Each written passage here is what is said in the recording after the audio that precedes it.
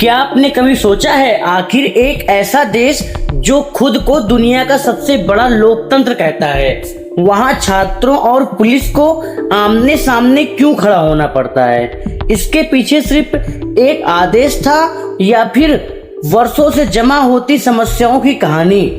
दोस्तों, इतिहास गवाह है कि जब छात्रों ने आवाज उठाई है, उसने कई बड़े बदलावों की शुरुआत की है।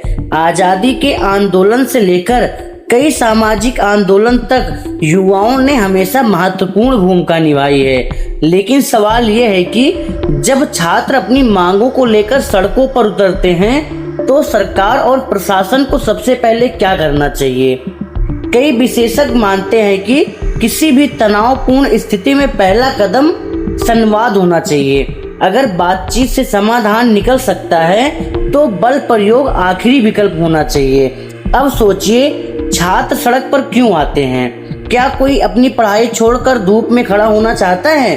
अक्सर इसके पीछे परीक्षा में गड़बड़ी, भर्ती में देरी और अपनी बात न सुने जाने की भावना जैसी समस्याएं होती हैं। अगर इन मूल कारणों का समय पर समाधान हो जाए, तो टकराव की नौबत कम होती है। सरकार किन सुधारों पर ध्यान दे सकती है?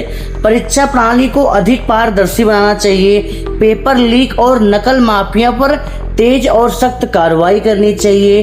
भर्ती परीक्षाओं में परिणामों में अनावश्यक देरी खत्म करनी चाहिए। छात्रों के लिए प्रभावी शिकायत निवारण व्यवस्था बनाना चाहिए। बड़े बड़े छात्र आंदोलनों से पहले संवाद और मध्यस्थता को प्राथमिकता देना चाहिए।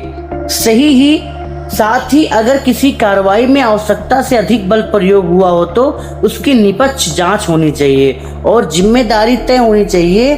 दूसरी ओर, यदि किसी प्रदर्शन के दौरान हिंसा या कानून तोड़ने की घटना हुई हो, तो उनकी भी निष्पक्ष जांच और कानूनी कार्रवाई होनी चाहिए। याद रखिए, लोकतंत्र की सबसे बड़ी ताकत सिर्फ कानून नहीं, बल्कि जनता और संस्थाओं के बीच विश्वास भी है। देश का भविष्य हमारे छात्र हैं। जब उनकी आवाज सुनी जाएगी, समस्याओं का समाधान समय पर होगा, संवाद और प्राथमिकता मिलेगी, तभी ऐसे टकराव कम होंगे।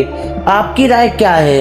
अगर ये सारी चीजें सरकार करने लगे, तो आज दिल्ली में जो भी प्रॉब्लम हो रही है, जो भी स्टूडेंट इतना कुछ झेल रहे हैं, इतनी कुछ सारी बातें हो रही हैं, अगर गवर्नमेंट पहले से इन चीजों को करती, तो आज ये नौबत ना आती। आपकी राय क्या है? क्या सरकार को शिक्षा और भर्ती व्यवस्था में बड़े सुधार करने चाहिए? अपनी राय कमेंट में जरूर बताइए।